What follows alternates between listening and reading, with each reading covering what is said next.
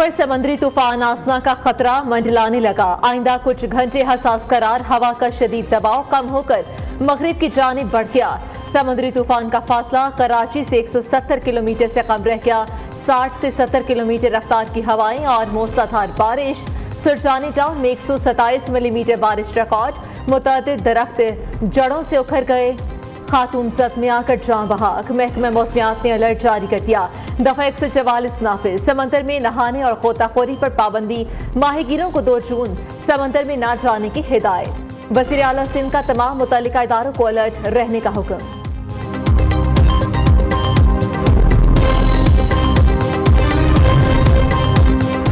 Karachi cyclone की जद में महकमा मौसमियात ने खतरे की घंटी बजा दी। डीजी महकमा मौसमियात साहबजादा खान ने कहा कि आसना नामी साइक्लोन राजस्थान पहुंचकर डीप डिप्रेशन में तब्दील हुआ है। आइंदा 6 घंटों में समुद्री तूफान की शक्ल इख्तियार कर सकता है। सिंध के बेशतर अजला में तूफानी हवाओं के साथ मूसलाधार बारिशों का इम्कान। बलोचिस्तान के कुछ इलाके भी मुतासिर हो सकते हैं।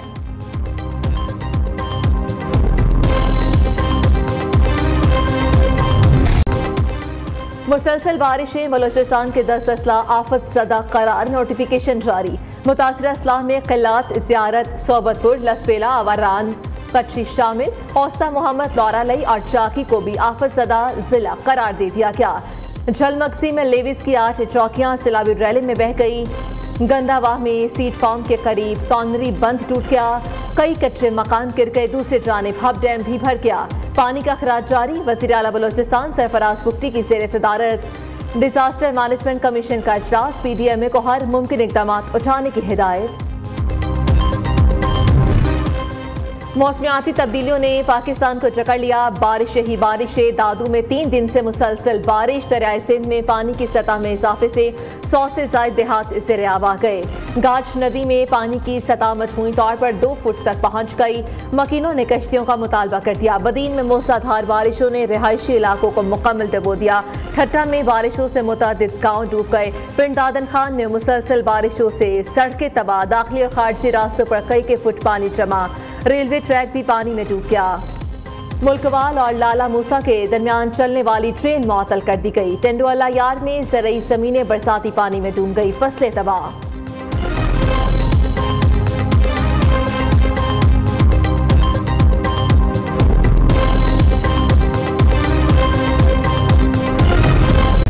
दहशतगर्द हैं जो पाकिस्तान के दुश्मन मुखालिफ हैं, उनके साथ किसी किस्म की बातचीत का सवाल नहीं पैदा होता। पाकिस्तान आर्मी के अफसर और जवान दिन रात इन दहशतगर्दों का पीछा कर रहे हैं और बलूचिस्तान की गवर्नमेंट की पूरी सपोर्ट उनको है, फेडरल गवर्नमेंट की पूरी सपोर्ट उनको है। मैंने वहाँ पर ये बात डंके की चोट पर सबसे पूछी कि क्या चीन पाकिस्तान का दोस्त है कि नहीं। उन्होंने कहा जी है। मैंने कहा कि जेन्युइन दोस्त है, बिल्कुल है। तो फिर क्या वजह है कि वहाँ पर चीनियों के खिलाफ वहाँ पर दहशतगर्दी हो रही है और दहशतगर्द उनको निशाना बना रहे हैं। साफ जाहिर बात है कि वो इस दोस्ती में रखना डालना चाहते हैं। हुकूमत और मुसल्लह बाज मुल्क दुश्मनों को मकाम इबरत बना देगी। दहशतगर्दों को बाहर से इमदाद मिल रही है। बलोचिस्तान में नफरत के बीच बोने वालों को कोई जगह नहीं मिलेगी। नौजवानों को वड़खलाने वालों को नाकामी का सामना होगा।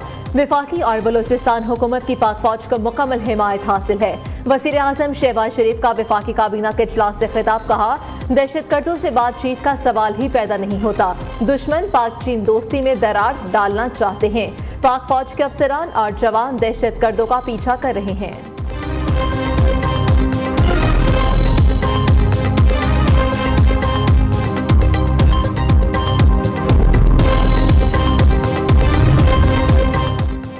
बलोचिस्तान में हमले एक नहीं ज्यादा दहशतगर्द तंजीमों ने मिलकर किए हमले। शंघाई ताउन तंजीम का इजलास रोकने की साजिश है।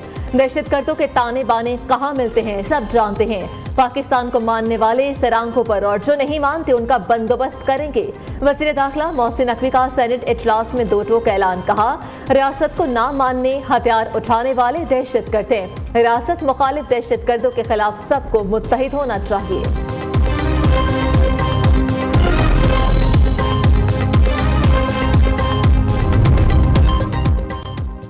वज़ीर दाखिला ने परेशान कुन बातें की। जो बंदूक उठाते हैं उसका तो फैसला कर लेंगे। ये तय करना है कि कौन पाकिस्तानी है और कौन नहीं, इतना आसान नहीं।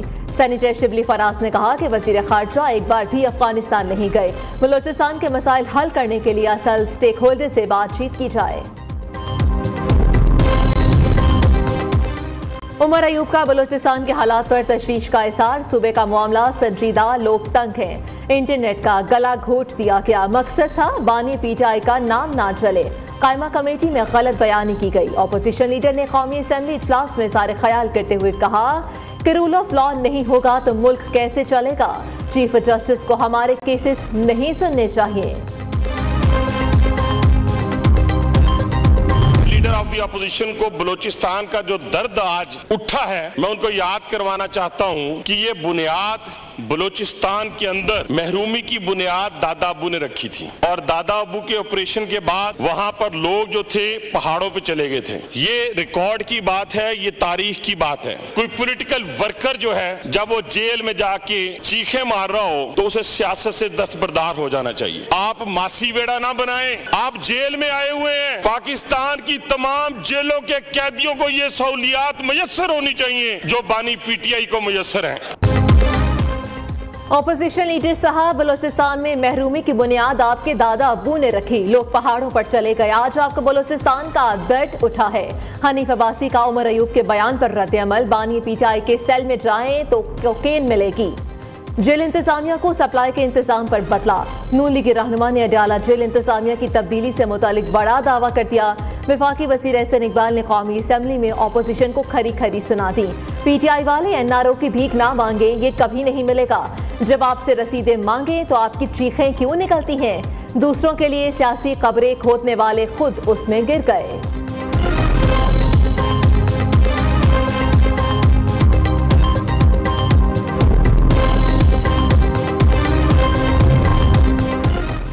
मौलाना को मनाने का मिशन, हुकूमत सरगर्म। वज़ीर आज़म शहबाज शरीफ की वफाकी वज़रा के साथ फजलुर रहमान की रिहाइश का आमद ने ख्वाहिशात का इज़हार। मुलाकात में मुल्की मजमूई और सियासी सूरत हाल पर बातचीत की गई।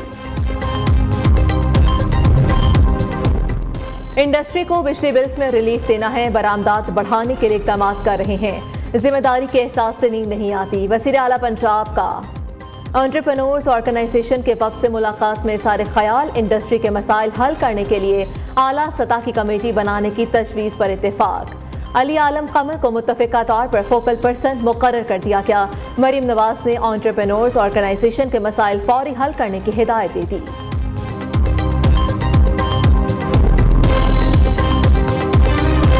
कहा कि पीपुल्स पार्टी जो है वो सिर्फ शोबाजी पे यकीन नहीं रखती।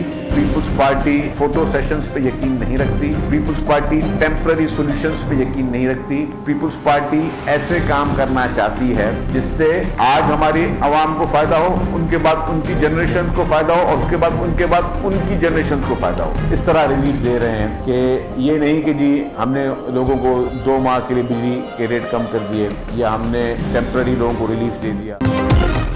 पीपल्स पार्टी शोबाजी फोटो सेशन पर यकीन नहीं रखती। सीनियर वज़ीर शर्जील इनाम मेमन ने कहा कि ऐसा नहीं कि सिर्फ 2 माह के लिए आवाम को रिलीफ दिया जाए। हमने आवाम को 2 माह के लिए रिलीफ नहीं दिया, मुस्तकिल देना चाहते हैं। सबसे सस्ती बिजली थर्ड पार्कर के कोयले से बनना शुरू हो गई है। मुनशियात के खिलाफ ना चाहते हुए भी घरों में घुसना पड़ेगा। किसी से कोई नरमी नहीं होगी।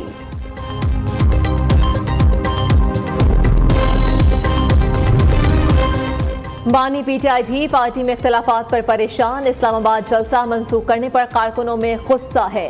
दीगर जमातों को जलसे की इजाजत, हमें एक भी जलसा नहीं करने दिया जा रहा।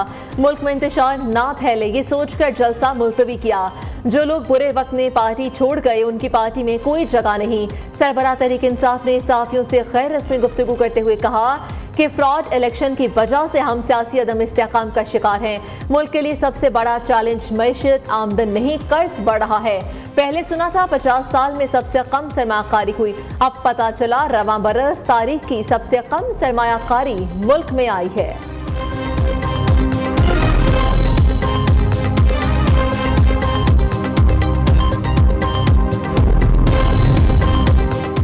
तहरीक इंसाफ वाले साजिश कर सकते हैं, इनकलाब नहीं ला सकते। पीटीआई की फैसला साजी खत्म हो चुकी। 8 सितंबर का जलसा भी मुलतवी हो गया। तलाल चौधरी का दावा। नून लीगी सेनेटर ने कहा कि बानी पीटीआई की कॉल पर कोई बाहर नहीं निकला, इनकलाब कहीं पीछे रह गया है। ये किसी का सहारा लेकर इक्तदार में आना चाहते हैं। $190 मिलियन केस में फैसला करीब है, जिसकी वजह से दबाव डालने की कोशिश की जा रही है। उधर बुशरा बीबी और अलीमा खान आपस में लड़ रही हैं। उधर केपीके में हिस्सा ना मिलने पर वजीर लड़ रहे हैं।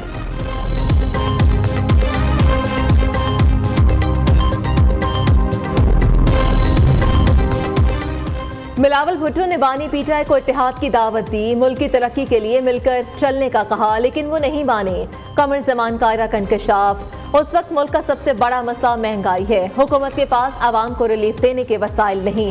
हुकूमत मजीद रिलीफ का ऐलान करती है तो IMF सामने खड़ी है। सीनियर रहनुमा पीपल्स पार्टी ने मीडिया से गुफ्तगू करते हुए कहा कि आज मुल्क फिर दहशतगर्दी का शिकार है। चंद सियासतदानों के दहशतगर्दी से मुतालिक गैर संजीदा बयानात हैरान कुन है।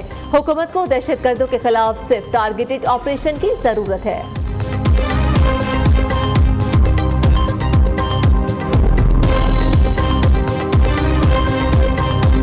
अपील करता हूं कि इमरान खान को रिलीज करें। वो दहशतगर्दी का माहिर है और वो आपके मैशियत को भी ठीक कर लेगा। अपनी आंखें खोलें और इमरान खान को रहा करें। मोहम्मद खान साहब एक जुमले पे नजरसानी कर लें और इसको रिपीट कर दें। जो आपने कहा दहशतगर्दी का माहिर है, ये ना कहें, कोई और जुमला बना। सेनेट इजलास में दिलचस्प सूरत हाल। पीटीआई सेनेटर दोस्त मोहम्मद खान ने अपने ही पार्टी कायद को दहशतगर्दी का माहिर करार दे दिया। चेयरमैन इजलास सेनेटर इरफान सदीकी ने निशानदही की कि अपना जुमला दुरुस्त कर लें। साथी सेनेटर भी समझाते रहे, लेकिन दोस्त मोहम्मद डटे रहे। बोले, मैं फिर कहता हूं कि बानी पीटीआई दहशतगर्दी का माहिर है।